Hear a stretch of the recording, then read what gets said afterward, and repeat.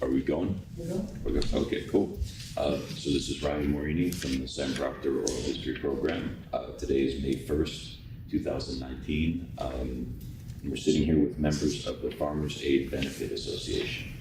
If we could just go around and everyone could state their name for the camera.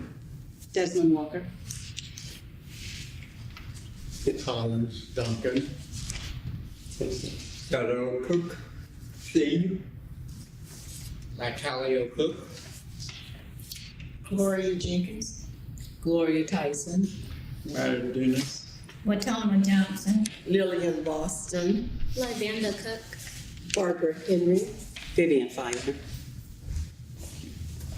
And so Okay, and now I can appreciate that, the names that were given for the camera's sake. Now I'd like to go a little deeper than that. I'd like for you to give some maiden names, some family names, and address it in such a way that your family is identified through your lineage. Because I know, we have the Cooks, the Collins. So if you tell who you are and tell which family you represent. Desmond Walker representing the Duncan family as well as the DeBose family. That's both my grandfather's father and my grandfather's mother. Okay, Mr. Cook, your family, well, Latonya, you can help with that. From the Cook family, my father was the ex-president of the organization, and also the follower of the ex-president of the organization, and for 32 years. And this is my son, who's taken over also as president of the organization. Very good. And Ms. Gloria? Well, yes, I'm the chairman, program chairman. My mother representing Ruby Jenkins. I don't remember how many years. But Jenkins would be the But name. Jenkins would be the name. Very Yes. good. Yes, thank you. Okay, I'm Gloria Boston Tyson. My grandparents, Huggins Boston, Mary Boston, were members for years in the organization, and my father and mother, Arnold Ferguson and Joan Ferguson, also were members of the organization. I'm Wade Dennis, the son of Reverend Dennis, who's a former member here for a long time. And I represent the Dennis, Johnson, the whole community. We're all on one side, my daddy's side, on the other side. The Johnsons, the Browns, the Davises, and that's it. I'm Watona Johnson. I became a member of this organization some years after my husband, during the time my husband was a pastor. He was a pastor of this church for 30 years or more. And so I am a member. And these are my family members. My name is Lillian Boston. I'm married in the Boston family. My husband is Marcus Boston. He has been the president, vice president of this organization for years. And His mother? his mother is Reverend Mary Boston. She was a pioneer, one of the pioneers of this organization. She's been here a long time, but she's deceased now. Young lady? I'm Lavanda Cook. My grandfather has been the past president, and then my dad, Latalio Cook, is the current president of the organization. And you're what generation? I'm the third Third generation of Cooks. I'm Barbara Henry. I am a community member. I have allegiance to the Cook family, and as well as almost every family name that has been called. I grew up knowing about Farmers Aid. I knew Mr. Joe Duncan. I knew his son, Joseph, who was a member of Farmers Aid. I grew up in the Greater Fort Clark Missionary Baptist Church. Mr. Wyatt's relative, Henry Camps, was a member. I always remember him coming with his white jacket his badge and his navy blue pants when it was time to have the meeting. We didn't get to listen sometimes in conversations that adults had, but I learned what I could about Farmers Aid as a child and growing up. And then when I became an adult and wanted to be a part of an organization that did things to assist, because I always saw them helping the sick, the needy, anyone who needed anything. And I remember hearing stories about how it was founded and why it was founded, and being a close-knit community and family. And everyone, as was said earlier, we're related. We all came from Adam and Eve, and so when you start to track it down, but I mean, I'm sure I could find family lines with everyone that's sitting here in this circle today. And so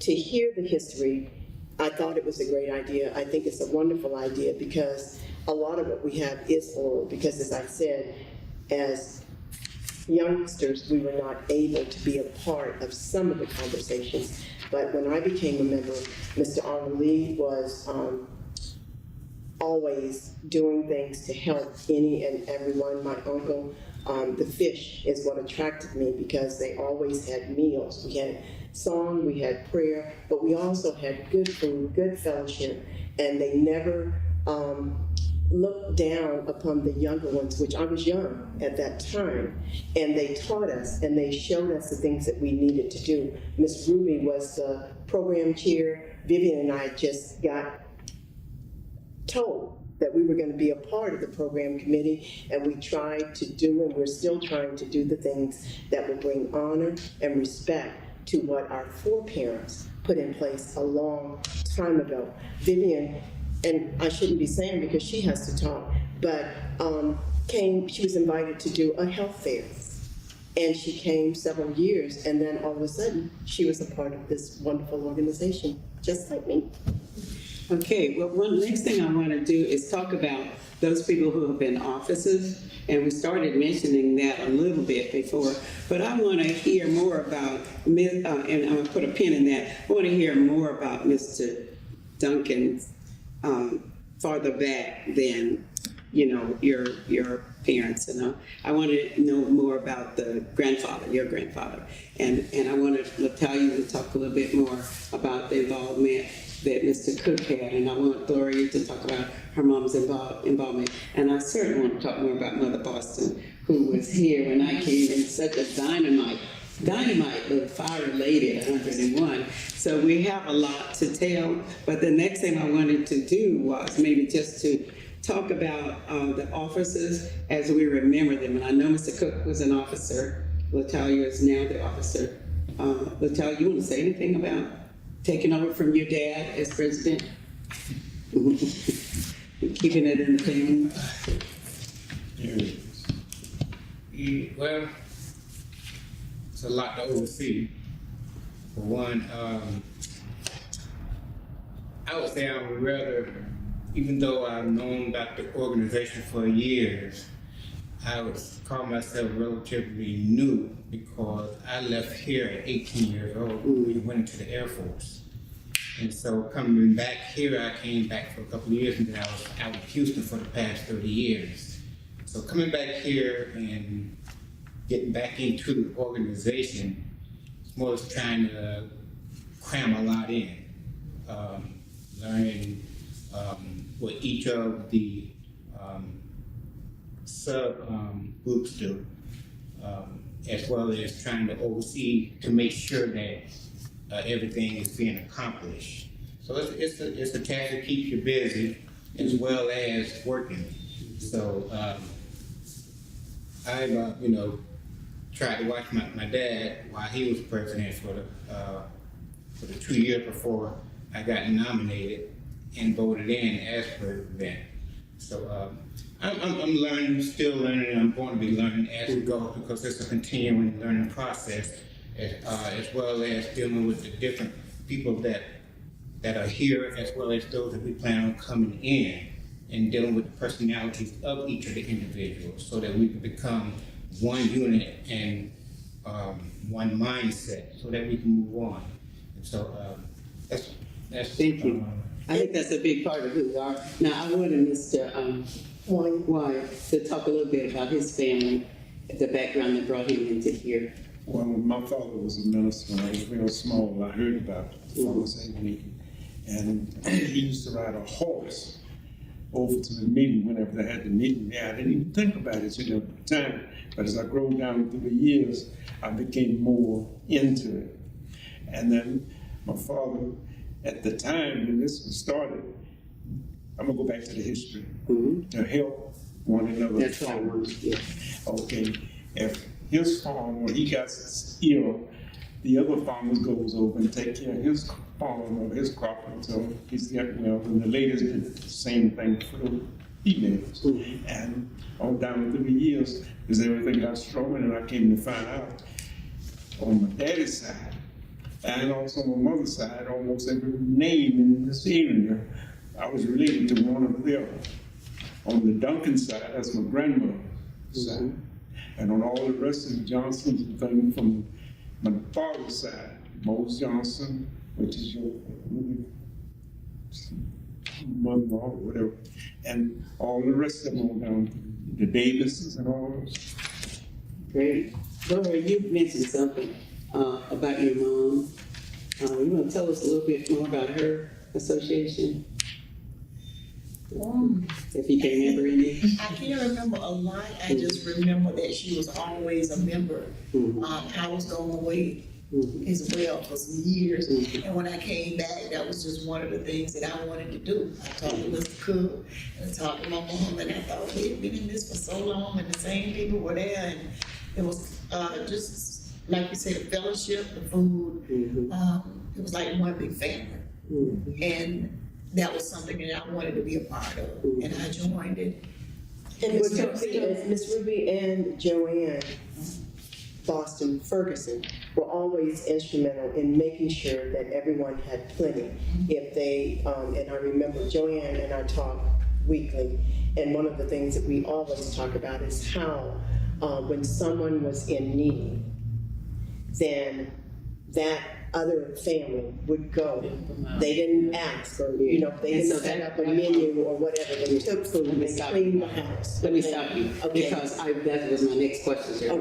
To ask her what she remembered as a child of seeing those actions going on that were part of the I remember my grandmother and my mother always talking about whenever someone was in need, if the mother was sick, they would go over and help wash clothes, take them food, whatever they had on their farms, they would take them their food. It wasn't exchange for money, but just in exchange for whatever help that you could provide for that family. So whenever they saw someone in need, they would just go help. You didn't have to ask. There was no phone, so you didn't have to ask, but word of mouth got around that so-and-so was sick. So, they send their children. It's not always the parent that went. My grandmother had 12 children, so it was all dispersed different places wherever they could go, and she would have food for them, vegetables, meats, or whatever they needed, and she would send for them. But now, were these farms all over Alachua County, or located in just one geographic area? I think just located in geographic around this area. Around this area where we are like now. The Cooks stayed, right, the dirt roads during that time, so it was right up 71st and back around in there. The Johnsons stayed across the road from them, and they were in there. And there was some other people that stayed near 39th Avenue, so it was just dirt roads that they could just go around, and the bullets and all. So it's generally in this area. Okay, so what part does Liberty Hill play in the organization of the Farmers Aid, the church itself? Was this a meeting place? It was a meeting place. Yeah. Okay. And I think they, at the time, during the schools, a lot of them went to the school here.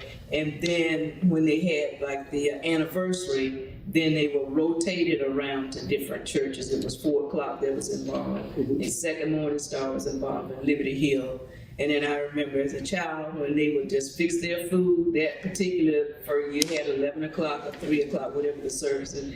Everybody had foods in their cars. We did not get sick or anything at that particular time. You just went. That was the best. You just went from, they come on, get something out of my box. Come yes, it's wrapped in a box, and you just went cooked. around, Yes. went around to each person's, and got some of their food, and you just stayed out all day long Yes. until the services and stuff were over with. Yes, and my grandmother was a minister, and she was very instrumental in prayer and preaching Now, and who really teaching. wants to talk more about it? Because we are not getting out of here until we talk about this strong, independent person who, when I came in, she would give us what for before every meeting and pray, and it just warmed my heart. It just warmed my heart. So I want somebody to talk about Mother Foster and her being a minister and her impact, not only on this organization, but she had an impact on the church, on the whole community. So I don't know it. I can't tell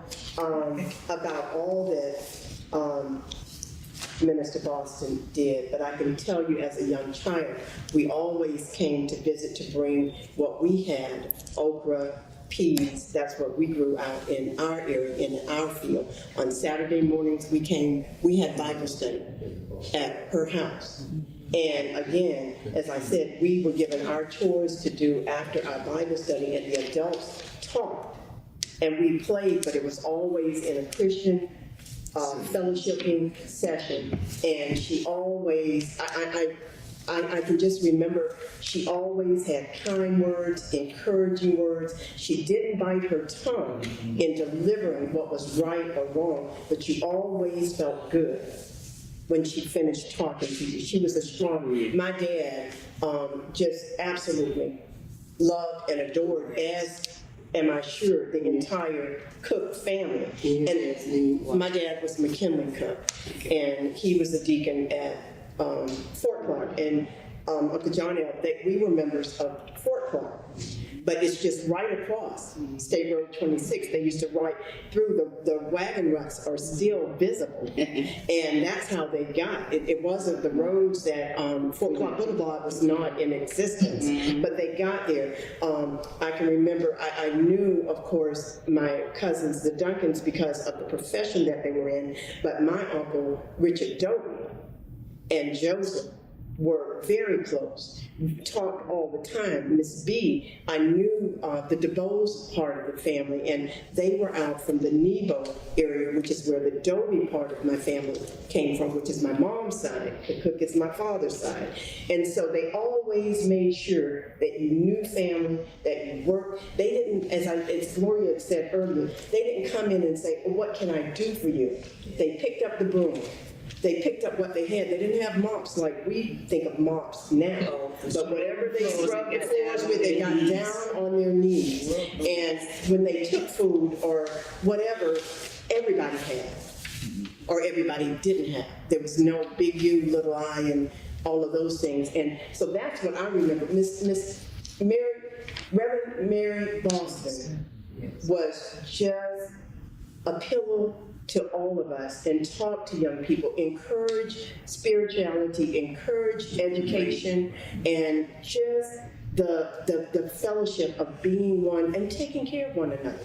It doesn't mean that we all will always agree, but we agree to move forward and persevere for the good of everyone. And I don't know the history, and I can't talk about the history, and I've been trying since we knew that this was coming to think about, but I've heard about the people. I remember Mr. Coop Bullard. I remember Miss Georgiana. I remember Miss Susanna from across the branch. It's across 26. And I remember them all, Miss Gertrude. I found programs with Miss Gertrude White on there.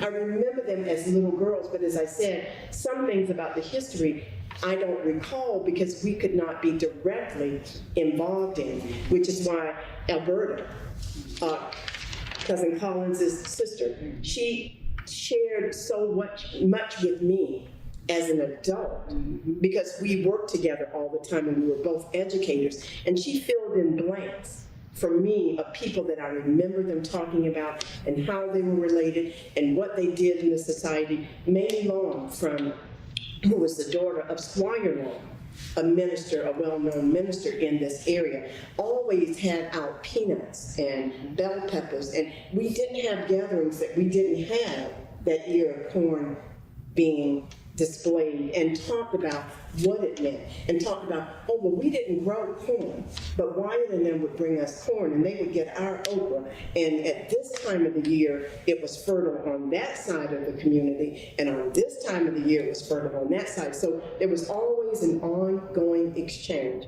I remember my cousins remembering, looking forward to us coming from the country because we were going to have crates of peas and crates of okra, and we were going to have some homemade butter and fresh milk because we had cows. We had our own smokehouse, and I know that Farmers Aid, those were all things that they did. And as I said, Henry Camps, I called him Uncle Henry, so that But we weren't allowed to just be in the immediate vicinity as they taught. Miss Ruby and Joe did the cooking, but we were right there on 43rd Avenue raising money to help students go to school, help a family when they got burned out, things that needed.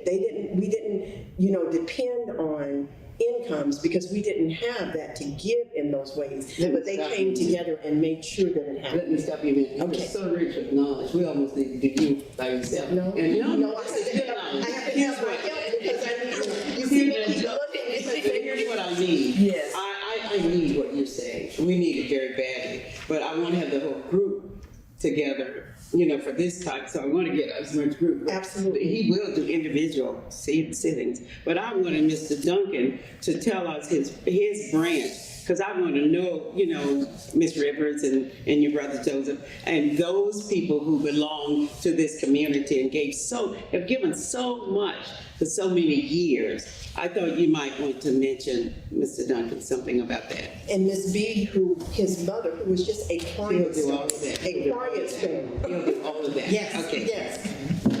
If I may. Yes. So my granddaddy has always been quiet, Yes. but he's going to, he knows, Yes. a lot. And if he doesn't mind, and I know he always defers to me. Sure. But he certainly knows much more than I, so Yes. I'm sure I will learn some things from what's taking place here today as well. But Yes. he's generally a quiet man. I know that. He's always been a quiet And he's person. 93. But at the Oh, same isn't that beautiful? At the same token, Granddaddy did want to hear a little bit about Big Mama and Papa and I think it was 39. Hard-working followers in the community. Yes. Church goers, and of course, they did whatever they could to support the church and various organizations. And of course, my father kind of let it go a little bit after we went in business. He wanted to follow us around on funerals and let some of his other work that he used to normally would do, follow us on our funerals and so forth. So we had to let some of the work go, but generally he did all he could to help his family and his community and the organization. And give us the names of your brothers and sisters, Mr. Duncan. My brother And sister. Joseph Duncan, sister Alberta Duncan Rivers, and I have a younger sister Serena Duncan who just recently passed. I see, yes. And I'm Colin Duncan. Yes. The knee baby. The knee baby. Now, yeah, so we know what the knee baby means. And so when you all began your funeral service, what year? Do you remember? November 1953. 1953. And you have been such a foundation for the community. So much respect to your family and for all you've done. So I appreciate your being here. As well as Mr. Cook, who we know delivered mail to us for so many years. Everybody was happy to see his smiling face. But Mr. Cook, as president, you probably served longer than anyone else as president, you think? Your presidency, how long were you president? Well, I was president of the organization for 32 years.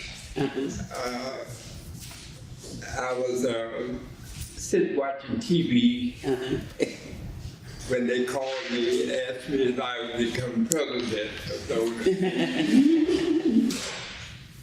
And I told them, I said, well, I'll give it a shot. Well, I came on out and the organization was so inspiring to me until I put everything I could into it to develop it and make it a worthwhile organization and to help somebody And all one of my told one was always was if I could help somebody. Yes, sir. Yes, As sir. I go along this way, Yes, sir. then my living will not have been in vain. Yes. And I thank God that I was able to be of service to the community and to mankind. Yeah, and your age is what now, Mr. Cook? How old are you now? How old are you? It'll be 89 in September. 89. So sitting in this room, we have longevity and history and culture, and it's just all right here. And to me, that just means so much because we have so much to grow from. Yes. So much has been laid down for us. And I keep coming back to Mother Boston because in her prayers and in her teaching and in her Bible reading and what she shared with us in meetings, because that's the only way I knew her. Right. She would take a situation and she related to the Bible and she would just have like a little sermon that would get us going and would keep us together. And it didn't take much for her to get happy. No, it didn't. Oh, the word was all she needed. And so when she got happy, and we know what got happy meant, that means she felt the religious spirit. When she felt that, we felt that. Yes. And she wasn't, when I met her, she wasn't a teenager. No. But it did not stop her from moving her feet and her arms and her legs and telling the story. So Miss Boston, your husband, who I adore much, followed in his mother's footsteps. When did he start preaching? Oh, he started preaching. I can't remember the year, but he preached. And pastored the church at Pickens Temple in Old Town for about, I said around about 18 years. Wow. And he's 90 years old. Wow. And coming up, he'll be 91. 91. And he was very dutiful in this organization also too. And he believed in the kids that going to school get education and also scholarships. This organization also gave kids scholarships when they usually when they send their registration back to us. Then we give scholarships. And then Lillian, one thing about Marcus is that he was agriculture. He worked in agriculture for all of those years. He made sure that we knew that we were farmers, and he'd ask, "What are you growing this season?" And Mother Boston, as you said, was such a strong force. Her garden. She's still. And the garden plots are still there on the home site, but they don't look the way. They don't. No. Because we're maturing, and they're maturing, and they're not able to keep it in the same way. But there is a garden. There are greens. There are vegetables, and it's just amazing how Marcus would work. And the tractor, and just so many things that, and I wanted to go back to Uncle John, if I may. You got talk 2 about, minutes. I'm just gonna ask him to you, talk about Annie Cook and what she did, and Julius Sr. and what they did. They were farmers too, they had their. All right. You want to talk about them? Talk about your mama and daddy. Well, my dad. Your dad. Well, my dad was the president of the organization for, I can't remember, for several years. And he was always, this was part of his heart. Yes.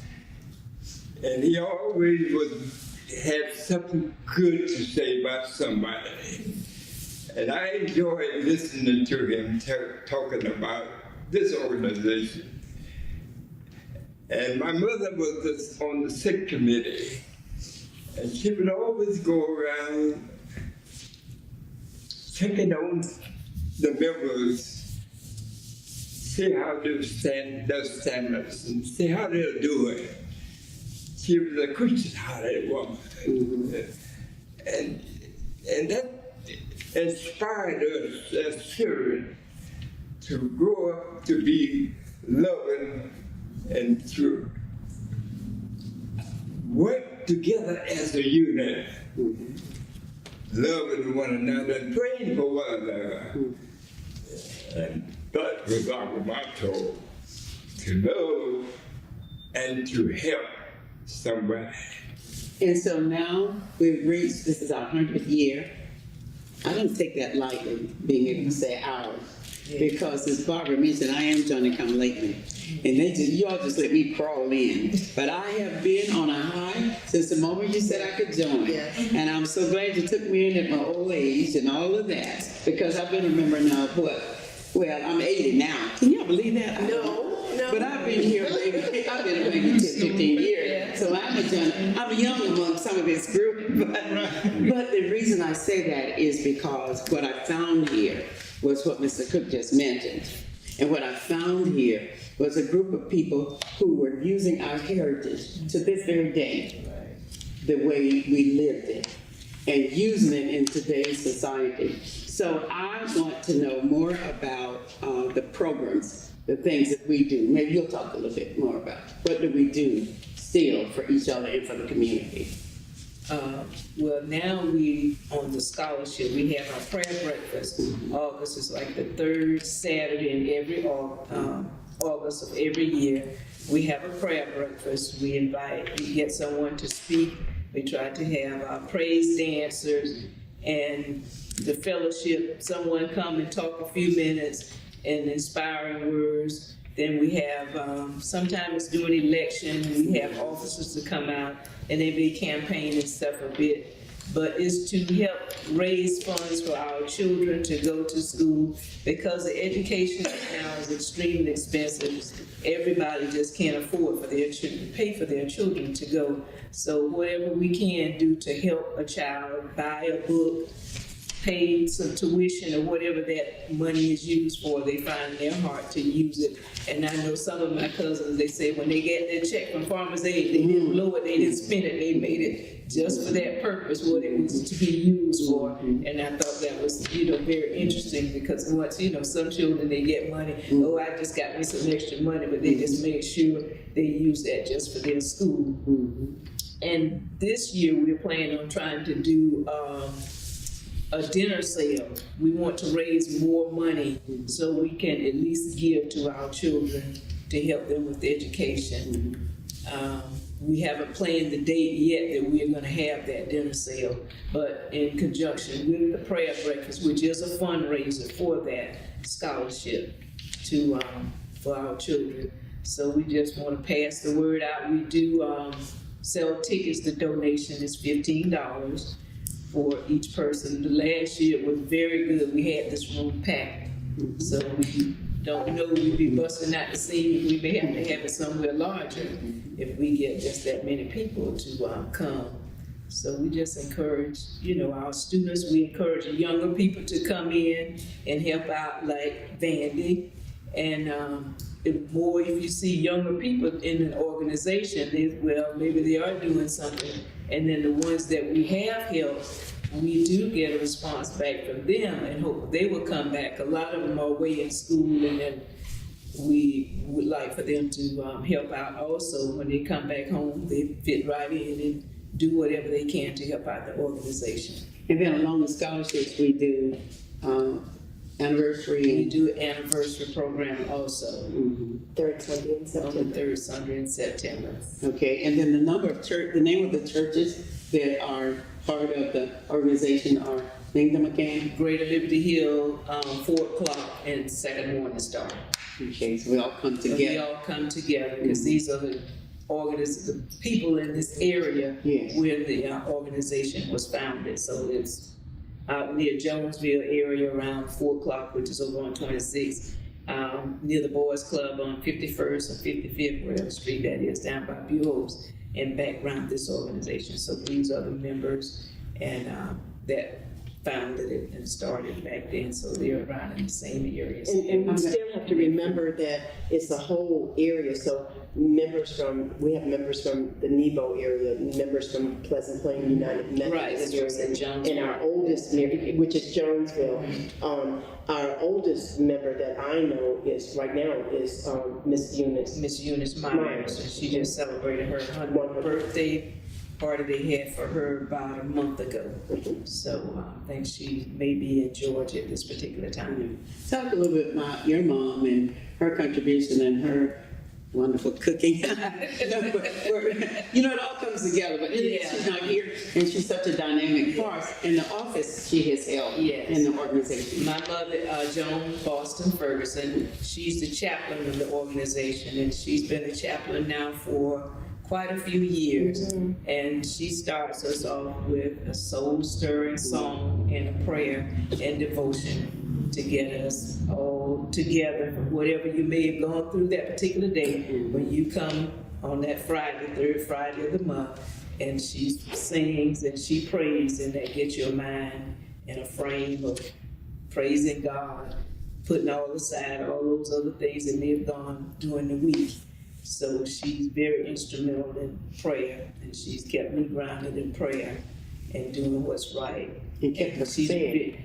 Yes. Kept us fed. Yeah, I was about to get to that. And she's very, very good cook.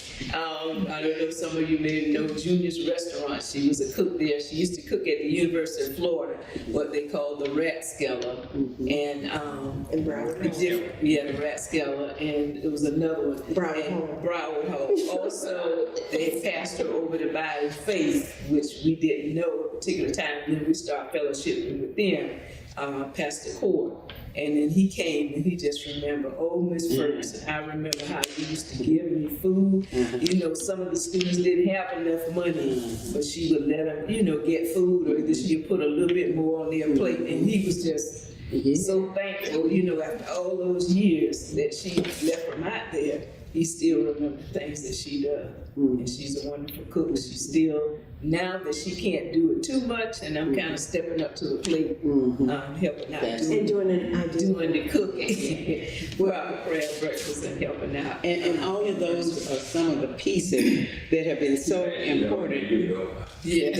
That's going well, didn't she? So now, besides the scholarships, what else do we do to help members? I know we have some other things going on. Who wants to speak? We do when a family, if there's a fire or for whatever reason, a family is in need of clothing, a shelter, whatever we can do, we're always there. Members of Farmers Aid are members of other organizations and work within their local churches, and so they represent when they go out.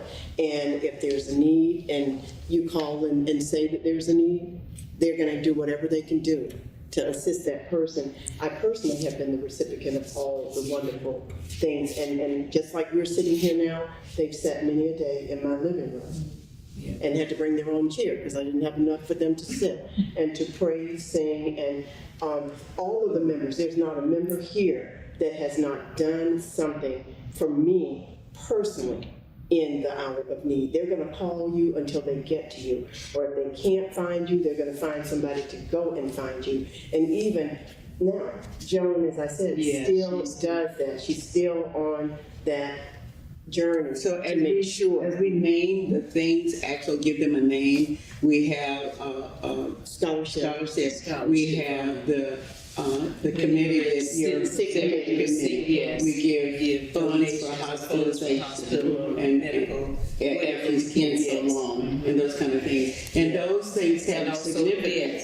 And they're significant because what? Who wants to talk about that?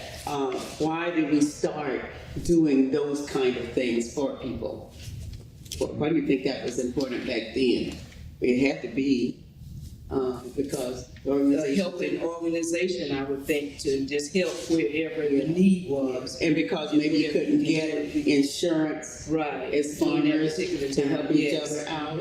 And so it was my understanding that coming together and paying a little bit of dues would allow you to give a certain amount of money to somebody to help them with medicine. Or if they've been in the hospital for so long and those kind of things. And I think those are unique pieces. Tell me a little bit about the schoolhouse who knows, we're sitting here in the one-room schoolhouse. Mr. Mr. Cook, and Dad, both y'all went to the one-room schoolhouse? You remember classes over there, going to school over there? Yes, I did. How many grades was in the room? Oh, Lord. First two, these, I think, 7, I believe. Okay. Yeah. Your school, did you go to school out there? You went to the schoolhouse, right? Oh, yeah. Okay. Great. Want to tell us? But it was red, painted red. It was red? It was red. Right. It was painted red at that time. Okay, all right. Tell us something about the school. How many grades, what grades did you attend? Oh, we went from we had a primary grade going up to 6th grade. One room school. And we had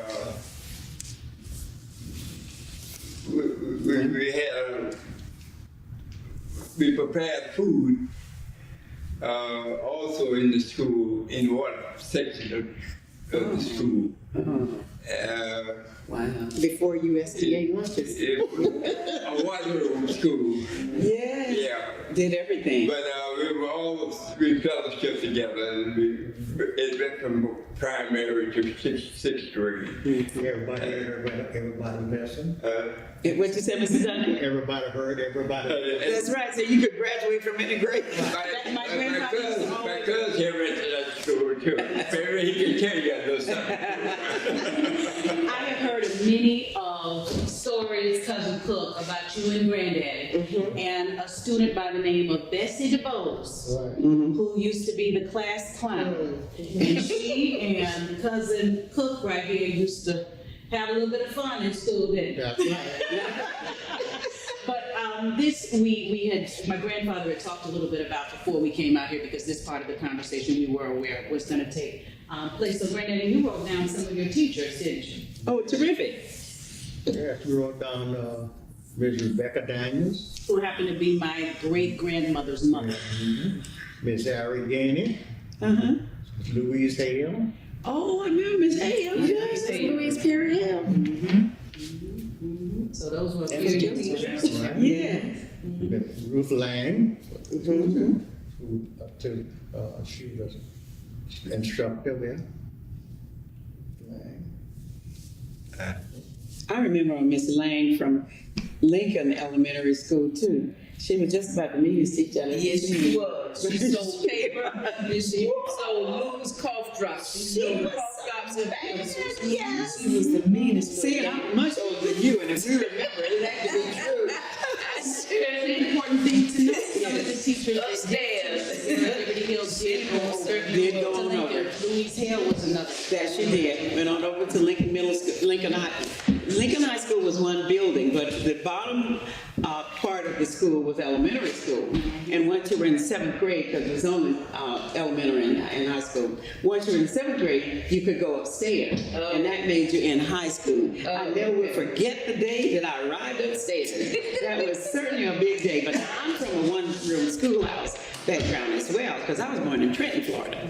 And we had 1st through the 6th grade in one room. And my teacher was Miss Goff. To this very day, I can remember her. And so I never did go to 1st grade because I'd gone to a lady in our neighborhood who took all the kids in that weren't at school age. And she taught them and gave them cookies and all. So when I arrived in 1st grade, in the first 2 rows, I knew all the 1st grade stuff. My sister was in 2nd grade. So they moved me from the first 2 rows after the 2nd week over to the second 2 rows, and I was in the 2nd grade. And my sister never forgave me for that. She spent a whole year in the 1st grade. But the teaching was one teacher, and she just taught all across the spectrum. So when you were graduated, you knew it all. Like you said, you were learning it all along because you were hearing everybody's lesson. He said we used to be so smart because we would hear all of it. Teachers teaching all of the classes. That's right. You could be in 1st grade. And a little bit about Louisiana Perry Hale. Is she taught here at the one-room schoolhouse? Yes, and then she went to Lincoln High School, and she was one of the teachers when they opened Buchholz High School in 1990. And that's a history. So that's a history, and the longevity of what they did and the impact when we talk about our saints. And they didn't just do a job and stop. That's right. They continued on, and we knew who they were because they came from within our community. And they had our best interests, and they made sure that you walked that tight road. That's right. That's right. And you knew what family you came from too. Go ahead. You knew what family you Oh, yes. So you dare not cut up when you get school because it will beat you home. Yeah. You got, the news will get home before you got home, so. Your mama's waiting on you. That's right. All we had down was the behavior. Yes, we did. Yes, we did. Now, I've heard Granddaddy say too, now, would they sometimes, Granddaddy, make you go outside and get your sex? Mine, yes. All right. Yeah, and you better bring a good one, because if not, They're gonna get one. And and then I'll take two of them. to plan them together. I was my class clown. That's a long, I enjoyed I that. can't see that. Yeah, I used to get trouble all the time. long as you walk in here. I see. You been like, I'm sorry, Still do. But you know, they had fun and they learned, because I remember my dad, who, Collins and my father, same age, and good cousins and good community members together. And singing, Mac would tell me about them singing, Bringing in the Sheep. And then they added the names of the possums and the things that were not you know, so yeah, when the teacher was doing the hymn and everything, but they were in the back cutting up and adding in the animals that they wanted, or that the animals that they saw as they were walking from 39th area back through the woods to get to the school. So yeah, absolutely. I'm gonna ask our young lady here sitting to say what she thinks about all that.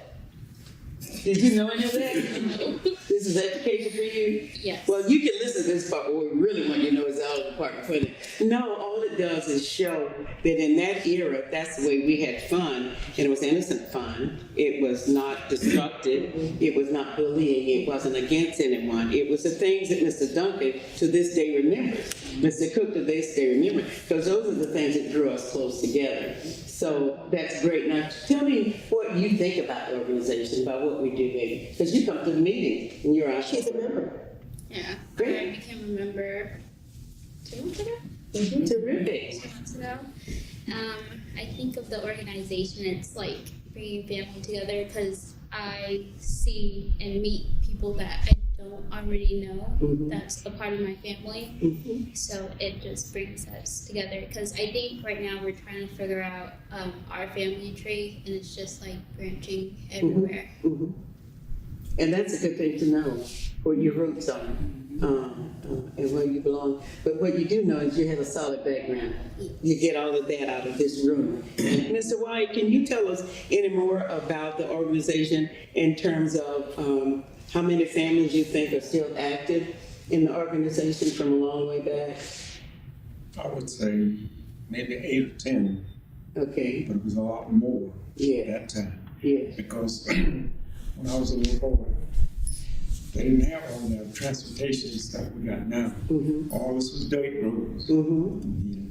And my father, he had a little horse, because he, on the Friday, he'd get her and ride her to from up there from Nebo. Oh, We lived about a mile from Nebo Church in the woods over there.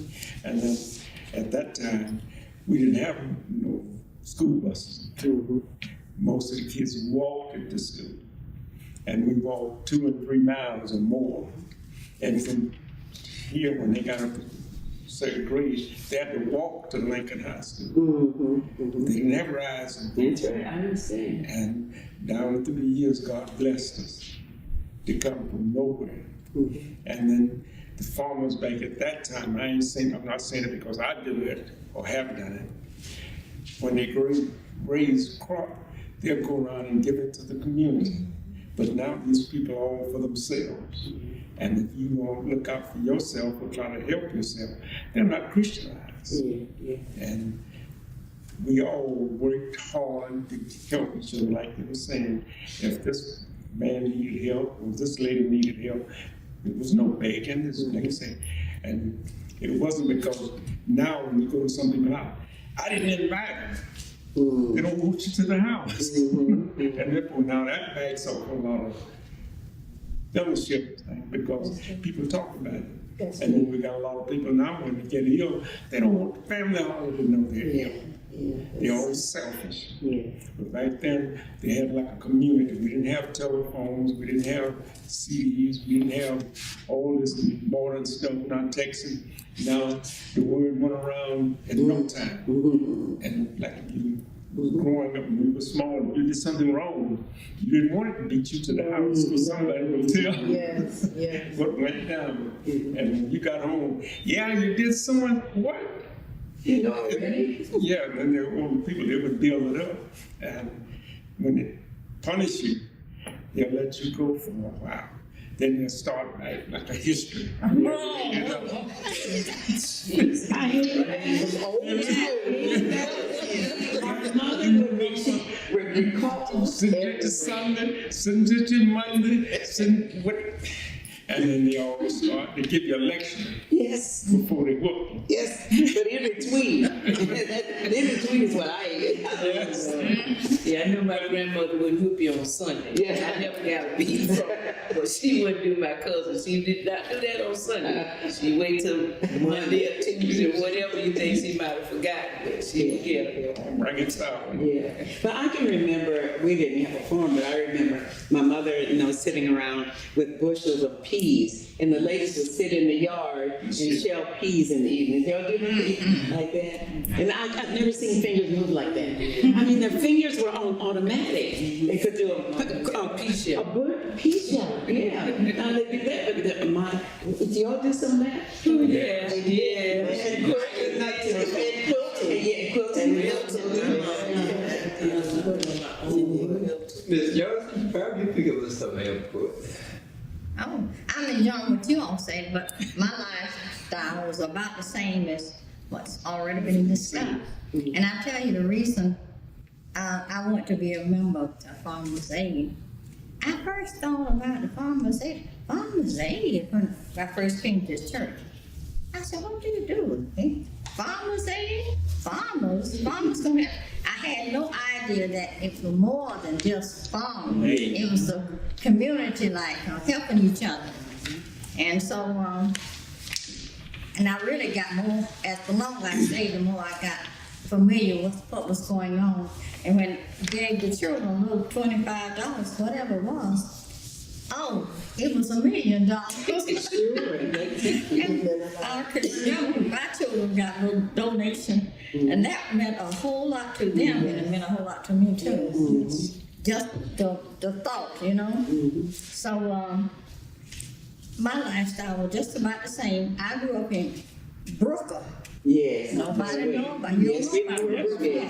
Yes. Out in Brooklyn, Florida. Yes. That's where I grew up. Family members and sharing everything. You know what I'm saying? I did the same thing. We did the same thing. And isn't that really what draws us all together? Yes. I know educators are in this room. I know that public service workers. I know the bankers. I know we have a little bit of everything in Farmers Aid. The branching out, the education. We have people who even support A&M over Bethune-Cookman. University. I can't imagine us in Congress. We do have bosses who are always talking about A&M. And we talk about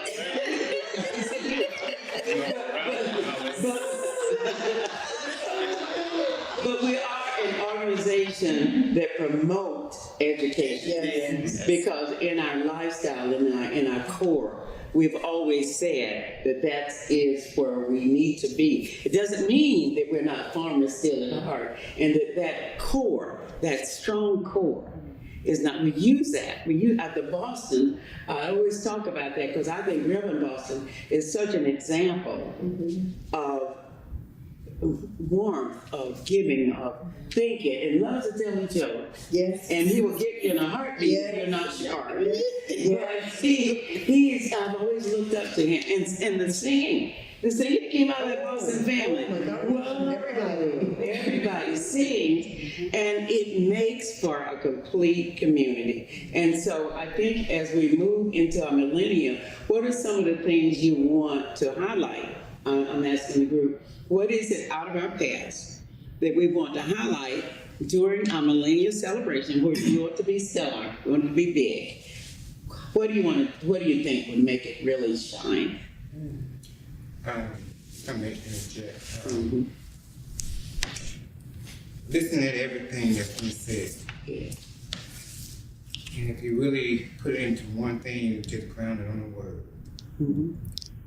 And every family, their parents, when you left home grounded. Yes, yes, Okay, train up a child in the way it should go. yes. I don't care how you stepped out of line, mama, and I put an S on mama.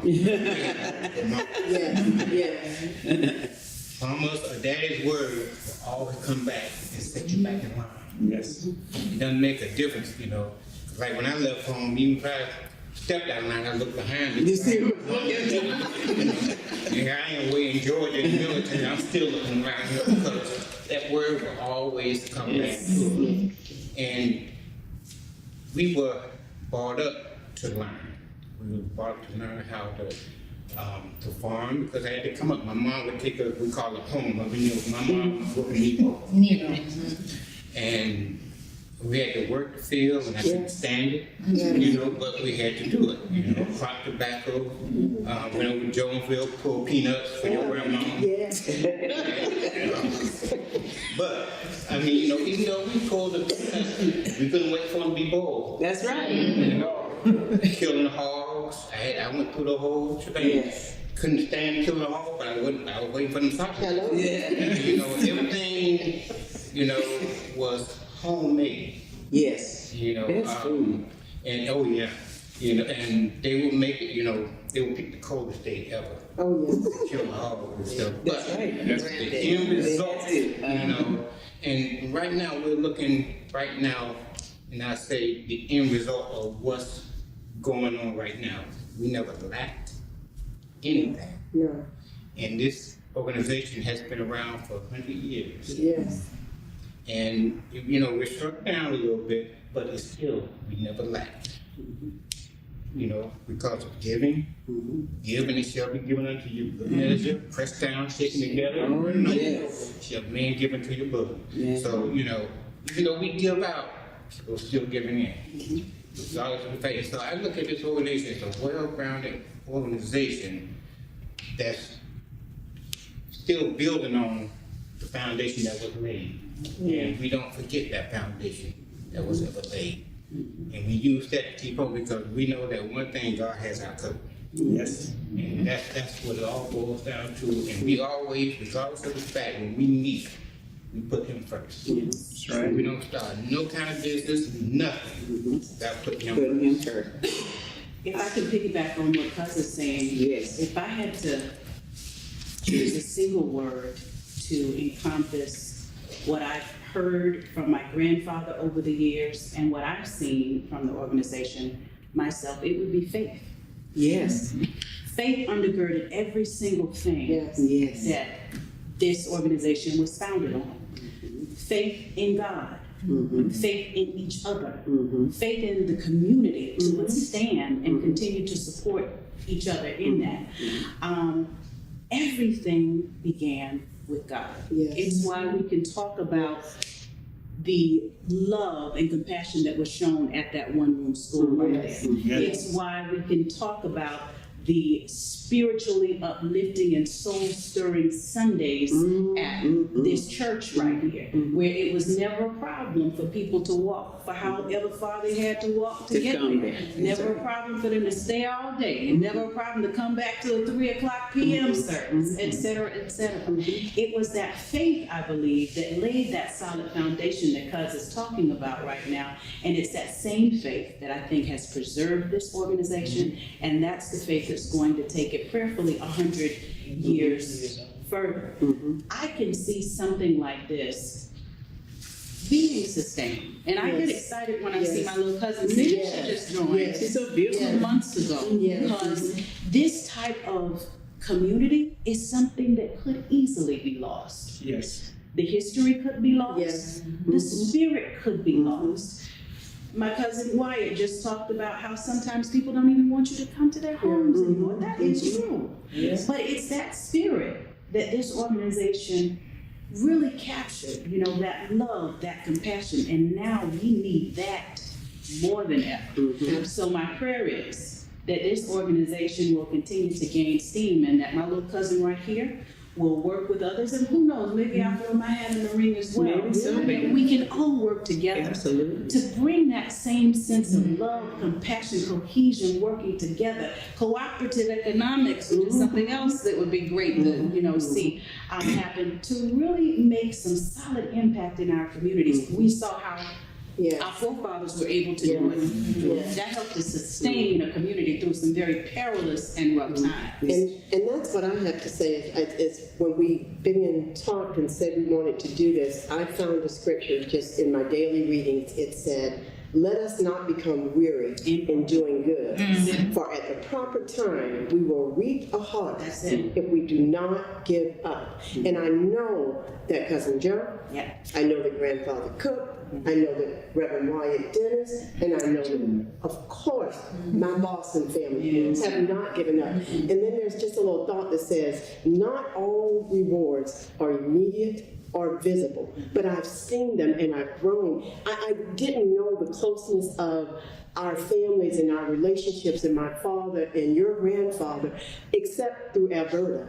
As I said, as an adult, because there were things that we didn't know or weren't able to get as we were growing up, but keep it together. So maybe Cousin Joe didn't see it, but look at what Cousin Collins, look at what Cousin Desmond, look at my uncle, look at his son, look at his granddaughter. I mean, we are going on, and we're striving. Day by day, we're not going to give up.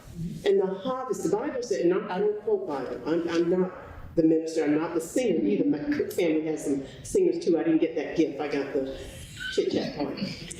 But if we continue, if we don't plant, we don't reap. And I think Farmers Aid, I think those founding, and I know that Mr. Wyatt and John and Collins all know the names, and at some point we need to record those names of the people that they remember, because they planted those seeds in us.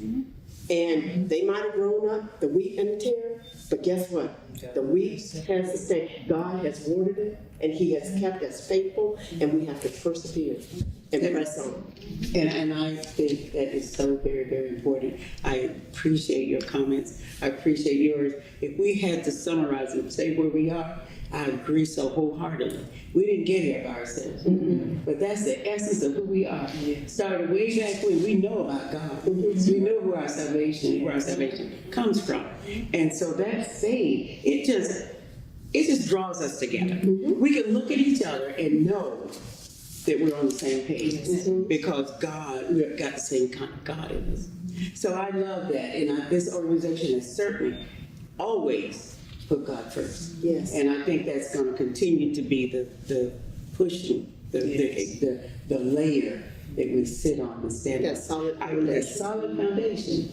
I want to just end, probably we'll talk about the families that's still on their original land, because we know about gentrification.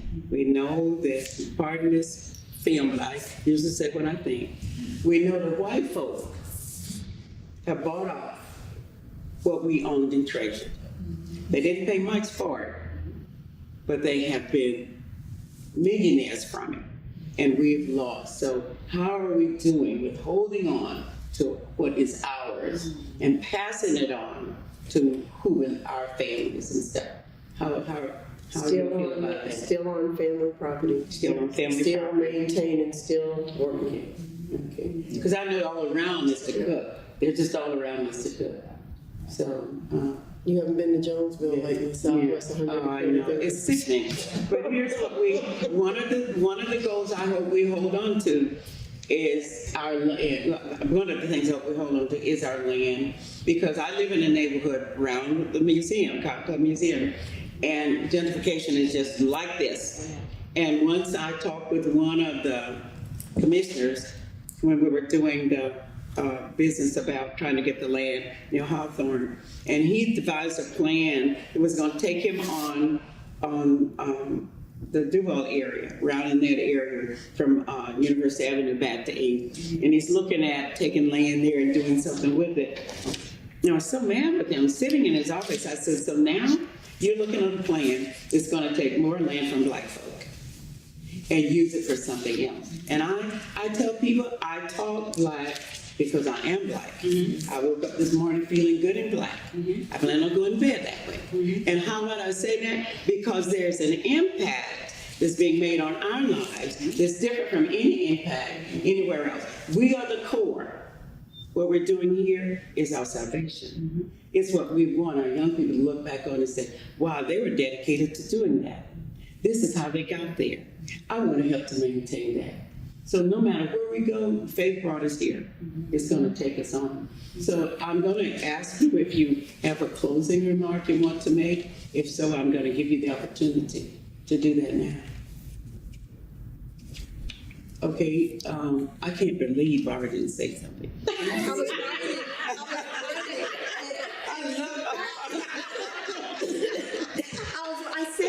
was the last one to say something before you. I was writing down that thought because faith has brought us here and it will take us on. And so I just didn't want to forget that. Yeah. And I wanted to say to Vivian, I would like to, for you to keep persevering with this and do something. And when if you give me the chore of reading the task of reading the questions, that keeps my mouth from talking, and I do want to be able to talk. No, but Desmond and I talked to Iris and immediately, and I mean I went roundabout and I got in touch with her mom. Then she immediately got in touch with Desmond, and we just barely said yes to the time and the date. But we have so much to talk because Collins is quiet. Yeah, he is. And he is my calming spirit in me, and he knows my family and loved my father, and he loved him, and so we have I've heard stories about your father from him, and vice versa, and I can tell you, Moselle Henry stories are out there, and we talk about them, and so we've got, each of us has. I have homework to do. And I'm a writer. I can't, you saw me read the scripture. I know the scripture, I could say, but that's not my calling. And so I remember, and I've got to go back, I have a whole folder of programs, and I just showed Vivian a list of speakers of like 20 that I remember who have come through. But you know, when you try to put it all down and our lives are busy, you don't. So that's why I use the pen and paper. But I want us to move forward with this, and I do want to see us get something that we can share with the community commemorating this 100. And just the fact that we still have a member among us at age 100. And so just think, and I celebrate Collins. I'm living, my father is right there. I celebrate my uncle. My grandfather is right there. I celebrate my cousin, my auntie Evelyn, the wife of John, right there. I celebrate all of the Bostons, right there. I celebrate the Dennises. I celebrate Reverend Johnson and the entire Johnson family. I celebrate another Boston. Marcus taught me Spanish when we reached high school. Every time we saw him, as you said, he was a comedian, but he knew that I was in Spanish, and he just, and you better be quick. You couldn't be thinking about it or trying to figure it out, just like our multiplication tables. We knew them. You had to respond immediately, be ye also ready. And that's how he kept us sharp. And he has done that. And even through my professional career, Vanny is keeping me alive and well. She asks questions. She and Sophia want to know her older sister, want to know our history. We started this years ago. As I'm cleaning now, I'm finding the history that we have written, gave it back to Sophia and said, okay, we need to go forward. Because what we found when we started to do the cook, then we had to do the haze. Because you can't do one without the other. And that's a lot of work, a lot of time. I know that I'm speaking to the choir with the two around it, but there's just so much work to be done. There is. You mentioned, I'm sorry, I'm not going to say this. But you mentioned something, Ms. Fowler, that is a project that we've started working on, and perhaps we can work together on it. The idea of the land. Yeah. there's much to be said about it and how it was acquired. Yes. My grandfather has shared with us how our hundreds of acres were acquired. Yes. And how several of them were dispersed. Oh, I do know. Okay. There's a story. And so it's interesting to parallel that because Granddaddy, didn't you say Papa sold a lot of that land to make sure that y'all had education? Yes. You know, so Yes. the idea that education was something that was important, so you sell off pieces of your land. Yes. And you're absolutely right, not nearly at the value that would have been best for everybody knows where Robbins Lane is. That was Yes. Yes. and that was sold to Mr. Robinson. Yes. And had we done it right, I wouldn't be working where I'm working. Wayne Robinson. Yeah. But anyway. But this is the history that it would We be so need it down. wonderful, We you know, do. and I can see this organization Coming up with that. forming some Just like to interesting suggest initiatives. this one thing, Yes, sir. that we've come this far by faith, leaning on the Lord. We're gonna sing it. And you know, He brought us a long way. Yes. We've come. And we're still together. Yes. And you know, without the help of the Lord, we'll still be together. Yes, we will. Unity, Yes. togetherness, Yes, love for one mankind. yes. Yes. Yes. I think you've said it. I think you said it. And we're going to follow this with a session on pictures. Barbara has spoken about that and with Ryan, and we'll do that. After we close, if someone feels that we need to go further, Mr. President, in terms of individual testimonies, we can do that. We're certainly going to get to view this and figure out how we're going to use it. We have the right to eliminate anything we want to when we see it, and we can do anything and crapping and cutting of it that we want, and we sort of appreciate that so very much. So to me, this has been top of the line experience for me today. I love history. I love knowing history because it always makes me grow and get richer. It's better than money because this is who I am. So it's so important that not only I know it, but I share it. Aquin Jones Center shares it. Amen. We want to share it at the Cutco Museum. You all share it just by being who you are, but you're going to share it now through what we're doing today. It's not going to just be piecemeal, because I've heard more today about how we began and what it all means than I ever knew. And you know me, I want to know about it because I feel really fortunate to be a part of that. So as we always do, we've had a scripture, and now we're going to close this session with, we've come to sorrow of faith. And my sorrow, Barbara promised she would not lead it. So would you please start us out? We'll just do one verse of this, and that will be our closing. Okay, we've come. We come this far by faith, leaning on the Lord, trusting in His holy word. He's never failed me yet. Oh, can't turn around. We come this far by faith. Thank you. That sounds so good. That's it. Thank you. Oh, thank you. You all are. So that makes me stop looking at that spirit. Mother Boston is so proud of us. Yes. Yes, she is. She is.